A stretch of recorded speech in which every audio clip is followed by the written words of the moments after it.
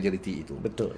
Okey, dari sudut apa keyakinan antarabangsa melihat Malaysia dalam masa 4 tahun 3 Perdana Menteri, kestabilan politik sehingga kini masih tidak mampu diterjemahkan. Apa langkah yang Haji lihat yang mampu untuk stop it? Enough is enough. Tak habis-habis ni duk main politik. Kenapa? Jadi saya nak tanya pandangan Haji tu. Pertama sekali lah, sebenarnya kita kena berbesar hati.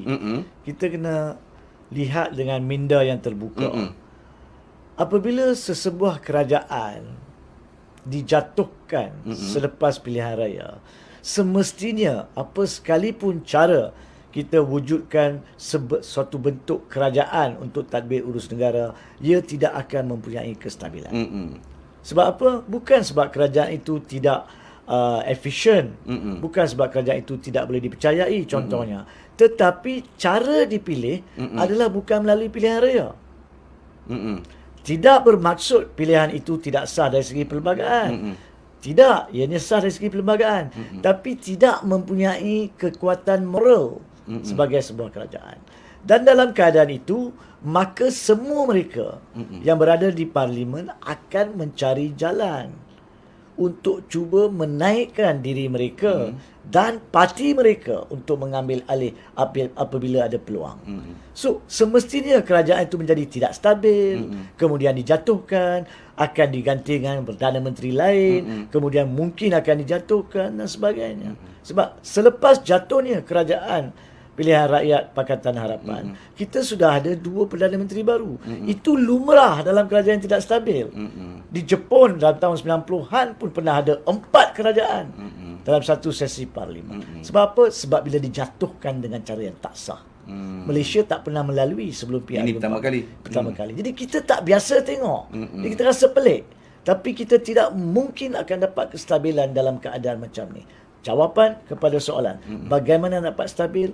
Maka semua pihak yang terlibat, yakni pihak penyelia perlembagaan, ke bawah dulu yang di-Pertuan Agong, pihak parlimen yakni ahli 220 orang, pihak kerajaan yang dibentuk daripada lantikan Perdana Menteri, dan pihak pembangkang, semua kena terlebih dahulu pentingkan kesejahteraan negara dan kepentingan rakyat.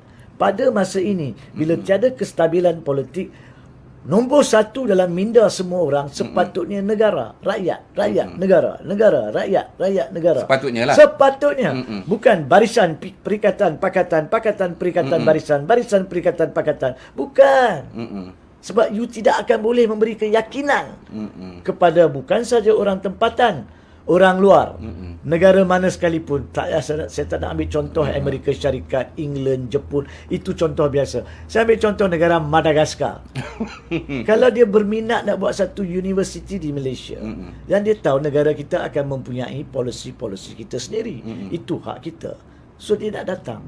Masa dia datang, jatuhnya kerajaan pakatan. Dia tunggu sekejap. Sebab dia nak tahu kerajaan baru apa polisi dia berkaitan dengan pembukaan universiti yang diselia oleh negara luar, Madagaskar. So dia tunggu masuk Tan Sri Muhyiddin Yassin. So dia dah faham mungkin boleh dia orang terima dengan yakin, mungkin kerajaan tidak akan mengganggu penubuhan universiti negara mereka di situ. Mereka baru nak datang, jatuh pula Muhyiddin, ganti dengan Ismail Sabri.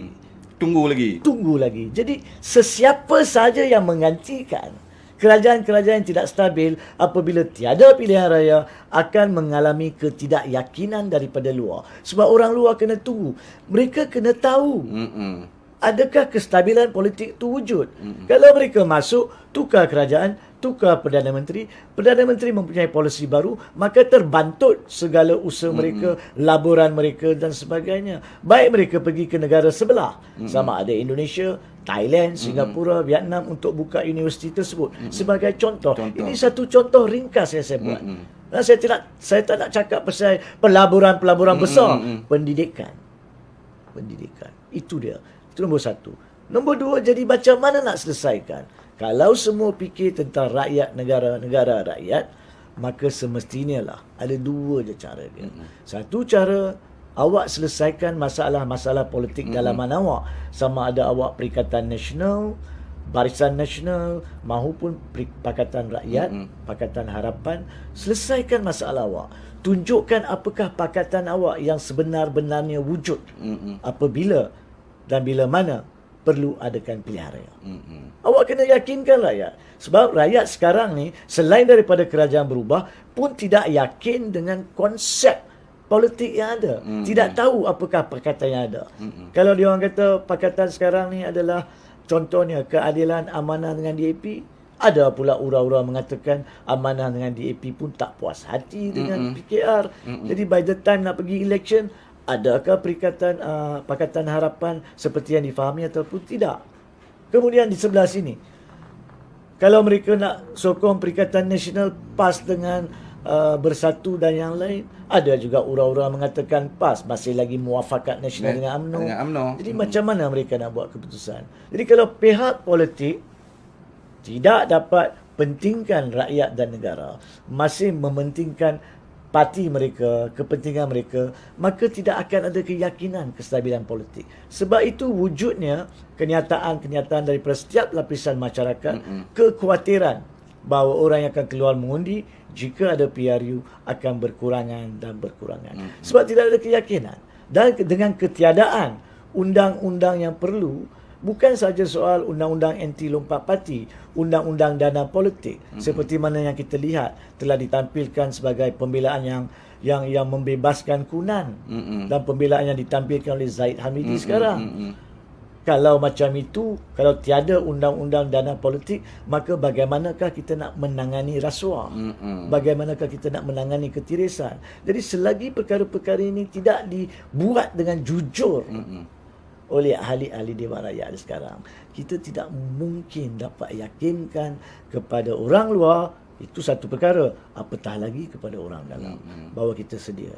Maka akhirnya, apakah ada kuasa kesediaan?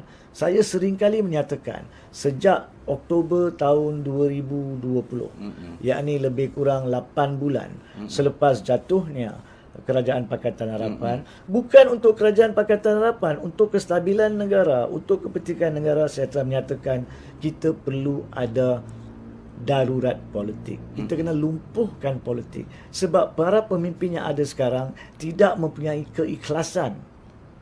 Majoriti mereka tidak mempunyai keikhlasan. Sikit.